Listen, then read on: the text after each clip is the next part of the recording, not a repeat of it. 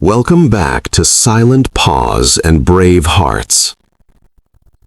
The flashlight beam cut through the darkness like a thin blade against an ocean of black. Jack Callahan stood completely still inside that cold mountain cave, his breath coming out in slow, visible clouds in the frigid air. His hand rested on the edge of a hidden door he had not known existed 30 minutes ago. His fingers were trembling, not from the cold and not from fear. Jack Callahan had not trembled from fear in over 20 years. They were trembling because of what the flashlight had just revealed on the other side of that wall. And beside him, Rex, his aging German shepherd, his partner, his brother in every way that mattered, stood with every muscle in his body locked tight. His gray muzzle pointed forward, his dark eyes fixed on the darkness beyond that opening, like a soldier who had just confirmed what he already knew in his bones. Neither of them moved for a long moment. The mountain was silent around them, the kind of silence that has weight to it, the kind that presses against your ears and makes your own heartbeat sound too loud. Jack had bought this place 3 days ago for $400. $400 for a small wooden cabin built inside the belly of a mountain, hidden at the end of an abandoned trail that most people in the county had forgotten existed. When the listing appeared online, the comments beneath it were full of laughter. People called it a joke, a scam. A few called it cursed. One man wrote simply, "Don't go there." Jack had read every comment, and then he had sent the $400 anyway. Because when you have spent 26 years as a United States Navy SEAL, when you have buried friends in foreign soil and carried the weight of missions that history will never record, the word cursed doesn't frighten you the way it frightens other people. What frightens you after all of that is something far quieter, something far harder to fight. Silence that belongs to you. Silence inside your own mind, where the memories live. Jack Callahan was 50 years old. To look at him was to see a man who had been built for endurance, broad-shouldered, lean, with hands that were rough and capable, and had held weapons in the darkness of places most Americans would never find on a map. His hair had gone silver at the temples. There were lines around his eyes that had nothing to do with laughter. And there was something in his gaze, a particular kind of stillness, that people who had never seen combat often mistook for coldness. It was not coldness. It was the look of a man who had seen too much and learned to feel it quietly, in private, where no one else had to carry it with him. He had left the Navy 2 years ago. The retirement had been respectful. The ceremony had been dignified. His commanding officers had shaken his hand and spoken about service and sacrifice and legacy, and Jack had nodded and thanked them and driven home to an apartment in Virginia that felt like a waiting room. He had sat in that apartment for 6 months, trying to remember who he was when he wasn't a weapon pointed at a problem. He couldn't sleep, not more than a few hours at a time. The dreams came without permission and left without apology. Crowded grocery stores made his chest tighten. The sound of a car backfiring on the street outside once sent him flat against the hallway wall before he even knew he had moved. The only thing that kept those nights from swallowing him whole was Rex. Rex had been assigned to Jack's unit 11 years ago, a young, fierce, brilliantly trained German shepherd who had served on combat operations across 3 countries. The dog had cleared buildings, detected explosives, tracked human scent through jungle and desert and mountain terrain with an accuracy that still amazed Jack when he thought about it. Rex had saved lives. More than once, he had saved Jack's life specifically. When Rex was retired from service due to age, Jack had not hesitated for a single day. He adopted him immediately, because leaving Rex behind would have felt like leaving part of himself behind, and Jack had already left enough of himself in enough foreign places. Now Rex was 9 years old. His muzzle had gone the color of winter frost. He moved a little slower in the mornings. His joints ached in the cold, and Jack kept a worn blanket in the back of the truck specifically for him. But his eyes, those deep amber eyes, were as sharp and aware as they had ever been. And his nose remained what it had always been, extraordinary. A living instrument more precise than anything the military had ever built from steel and circuit boards. It was that nose that had changed everything 3 days after they arrived at the cave house. Jack had spent those first days cleaning the cabin, patching the roof boards, dragging out years of dust and debris.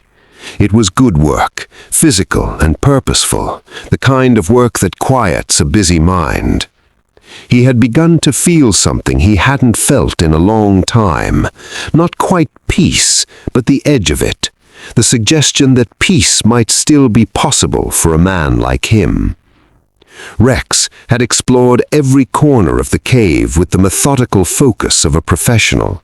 He sniffed the walls, the floor, the wooden beams. Jack had watched him and smiled, thinking the old dog was simply satisfying his curiosity in a new place. But on the third morning, Rex stopped in front of the back wall of the cabin and did not move. He stood there with his nose pressed to the wood and his ears fully raised and his body absolutely still in the way that Jack had seen 1,000 times in the field. Not the stillness of a dog at rest, the stillness of a dog who has found something and is now waiting for his handler to catch up. Jack crossed the room slowly. He placed his palm flat against the wooden boards where Rex was focused. He tapped once, then twice. The sound that came back was hollow. He stood there for a moment, processing that simple fact. Then he got his pry bar from the truck. Behind the false wall was a narrow opening, just wide enough for a person to pass through sideways. Beyond it, a short passage dropped down into a small underground chamber carved directly into the rock of the mountain. Jack lowered himself in with his flashlight held ahead of him, and what he found inside stopped him as completely as a hand pressed against his chest. Someone had lived here. Not camped, not visited, lived for a long time. There was a sleeping area made from flattened cardboard boxes layered with old blankets, gray with age but carefully arranged. There were empty food containers stacked neatly against one wall, canned goods mostly, the labels long faded. Burned candle stubs lined a narrow stone ledge in a row, each one burned completely down to nothing, as if every last bit of light had been necessary and nothing could be wasted. And on the stone wall beside the sleeping area, carved with something small and sharp, a nail perhaps or a piece of broken glass, were tally marks. Jack counted them slowly, moving his flashlight along the wall. There were more than 400 of them.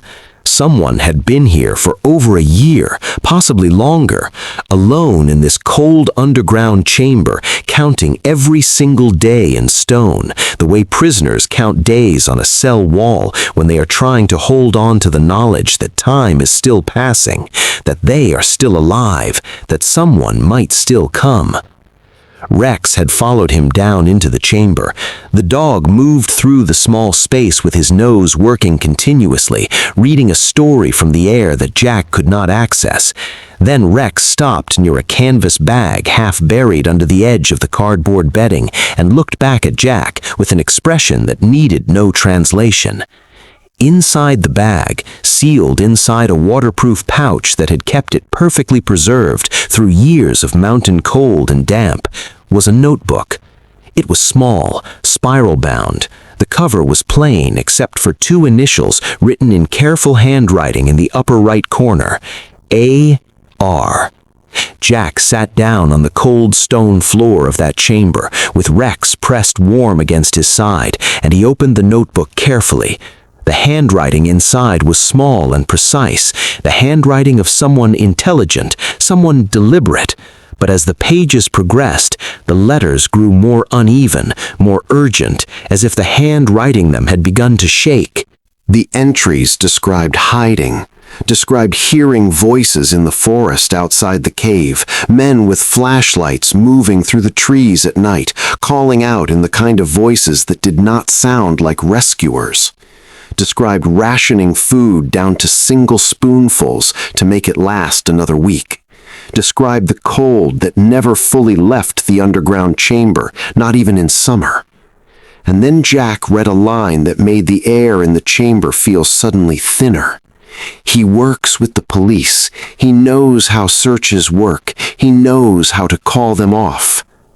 The pages after that were increasingly desperate, the handwriting of someone who was running out of hope, but refused, even so, to stop writing, as if the act of writing it down was the last form of resistance available. The final entry was not written in ink. It was carved directly into the last page of the notebook, with enough pressure to score through several pages beneath it. 4 words, pressed so hard into the paper that they could be read by touch alone in the dark. Don't trust him. Jack closed the notebook slowly. Rex was whining softly, a low, barely audible sound that Jack had only heard from him a handful of times. It was the sound the dog made when something mattered in a way that went beyond training, when something touched whatever it is that loyal creatures carry inside them that humans don't have a clean word for. Back in town the next morning, Jack drove to the county records office and asked about missing persons cases from the previous 3 years. He sat across from a clerk who looked at him carefully before pulling out a thin file. Abigail Rowan, 17 years old, honor student, described by her teachers as exceptionally bright, the kind of quiet, observant young woman who noticed everything and said little. She had disappeared 3 years ago in early November. Her case had been closed in 72 hours, classified as a voluntary runaway, almost no investigation on record. Jack read the file twice. Then he sat in his truck in the parking lot with Rex in the passenger seat and stared at the dashboard for a long time. 72 hours. A 17-year-old girl, gone, and someone had decided in 72 hours that there was nothing more to look for.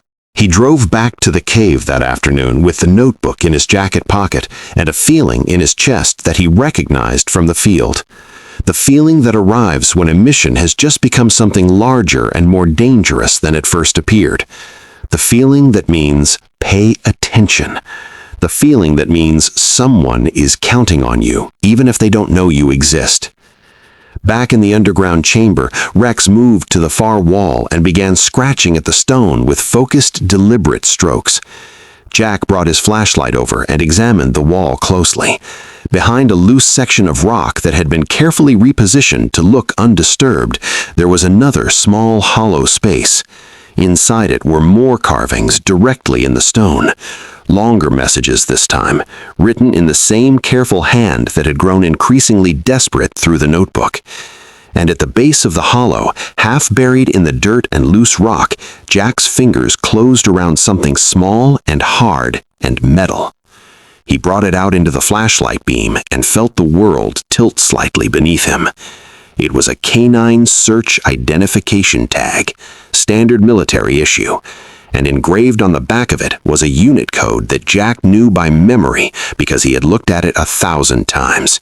It was Rex's tag, from Rex's active service years, from a missing person search operation conducted in this exact mountain region. 3 years ago. Rex had been here. Rex had tracked a scent to this cave during the original search for Abigail Rowan. The trail had led directly here. And then the search had been called off, not because the trail had gone cold. The trail had not gone cold. Rex never lost a trail, because someone had ordered it stopped. Jack was still holding the tag when he heard the first footstep outside the cave. He went still in the way that 26 years of special operations training teaches a body to go still, completely, instantly, without visible effort. Rex was already on his feet, silent, facing the cave entrance, every line of his body tuned to whatever was approaching through the dark. There were more footsteps, slow and deliberate, someone who knew where they were going.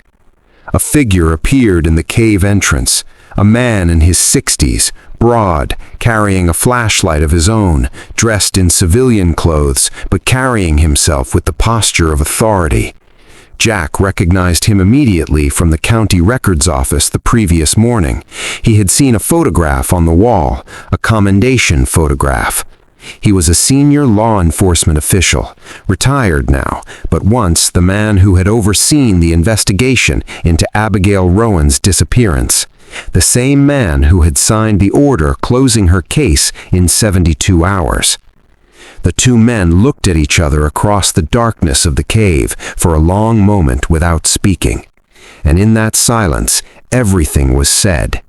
The man's eyes moved from Jack's face to the notebook visible in his jacket pocket, and Jack watched something move through the man's expression. Not guilt exactly, something colder than guilt. The calculation of a person deciding what needs to happen next. But Rex was not looking at the man in the cave entrance. Rex had turned toward the back of the cave, toward a passage that Jack had noted but not yet explored. A natural tunnel that extended deeper into the mountain beyond the hidden chamber. Rex was facing it with his whole body, oriented like a compass needle finding north. And then he began to move toward it, slowly, with purpose, looking back once at Jack the way he always did in the field when he needed his handler to follow and trust him. From somewhere deep inside that tunnel, barely audible above the silence of the mountain, came a sound. It was small, fragile, the sound of a human voice worn down to almost nothing by time and cold and waiting. But it was there, it was real, and it was alive. Jack's throat tightened in a way that had nothing to do with the cold air. 3 years. Tally marks on a stone wall. 4 words carved into the last page of a notebook with shaking hands. A girl who had been brilliant and quiet and observant enough to see something she was never supposed to see, and brave enough to survive alone in a mountain for longer than most trained soldiers could have managed. He looked at Rex. Rex looked back at him, steady and certain, the way he had always been in the field when the mission was real and the stakes were everything. Jack Callahan took one breath. Then he followed his dog into the dark. What happened in the hours that followed would eventually be documented in federal investigation reports that ran to hundreds of pages. The corruption that Abigail had witnessed and that the man at the cave entrance had spent 3 years burying unraveled completely once Jack made a single satellite phone call to contacts he had spent 26 years building. People he trusted, people who had never once let politics or power override what was right. The man who had come to the cave that night to make sure a secret stayed buried instead found himself in handcuffs before the sun rose over those mountains. And Abigail Rowan, thin, exhausted, frightened in ways that would take years of gentle care to fully heal, but alive, breathing, with her eyes full of something that had somehow survived 3 years of darkness, was carried out of that mountain on a stretcher, with Rex walking beside her the entire way, his warm flank pressed against the edge of the stretcher, his amber eyes watching her face. She reached out her hand at one point during that long walk through the trees toward the waiting emergency vehicles. Her fingers found Rex's fur and held on. Rex did not move away from her for a single step. Jack walked behind them both and said nothing. There was nothing adequate to say. Some moments are too large for words and too important for noise. He just watched his old dog. This graying, aching, extraordinary animal who had found this trail 3 years ago and never truly let it go, even when the world had ordered him to. Walk that girl out of the dark. Jack had bought a cave house for $400 because he was looking for peace. What he found instead was the thing that had been missing from his life since the day he took off the uniform. Not peace, purpose. The reminder that service is not a chapter that ends, it is a character that remains. In the quiet acts, in the willingness to look when others look away, in the loyalty that does not calculate the cost before it commits. Some warriors are placed in forgotten places not to disappear, but because they are the only ones with the eyes to see what has been hidden there, and the courage to bring it into the light. Rex lived for 2 more good years after that night. He spent them in the mountains, in the cabin inside the cave that Jack cleaned and repaired and made into something warm.